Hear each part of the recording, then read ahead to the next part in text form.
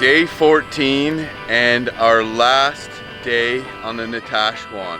Today we have about 35 kilometers to paddle. High tide is at 1:30 and high tide is exactly the tidal maximum. So that's exactly when the tide starts going out. Too bad it's coming to an end. Well, we ran out of stove gas last night. A great way to boil water over the fire and cook over the fire too is by rigging up a pot hanger. I got a good cheat in because I got this huge piece of driftwood and then something to prop it up on the front. Rocks is what I often use. You can even jam the pot hanger into the ground really deeply if you have soft enough ground. So I want to move that pot up higher on the fire. I just slide this front support piece back a little bit. If I want to put my pot closer to the fire, I slide this forward. This piece right here, that is best if it's green, but if you don't have anything green, just get a stick and dip it in the water. Get it wet and it won't burn before your water boils or your food cooks. When you want to take it off the fire, you can easily just swing it right off and lay it down or keep it propped up on the support piece. Just going to show you a great way to pack away a two-piece spinning rod. Just take it apart, stick this piece in that guide like that, reel up a little bit of slack, wrap the lure around the handle a few times, and I stab the hooks into the handle. Sometimes for safety, I clip the third barb off. I don't like to do it. I like the more hooks the better, but it does mean that this is much safer and won't get stabbed on anything.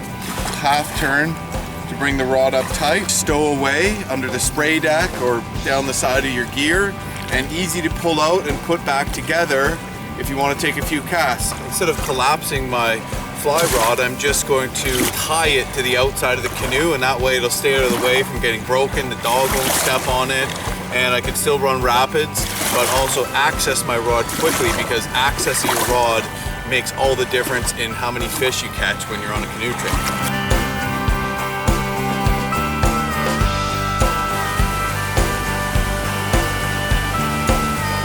Lining can be dangerous, especially when you're lining a freaking waterfall. The rocks around here are really smooth and slippery. I glue the felt soles that fly fishermen use to the bottom of my river shoes for extra traction. And I always keep an eye out what might be slippery. But you notice I also wore my life jacket in case I should take a slip, fall into the water, hit my head on the way, whatever. So you want to really be careful. You got to be nimble, you got to be athletic, jumping from rock to rock. Because lining, although a lot faster and easier on the back than portaging, can still spell disaster for your boat. And here we go. We have a sign of civilization. It is the bridge. This is almost the end of the road. It only goes to the next community that way, a short distance.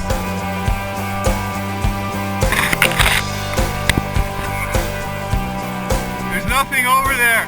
So running the last obstruction, we managed to line right up to the brink of the falls, which was a little sketchy, and then more or less do a carryover. We had to unload and run the last part.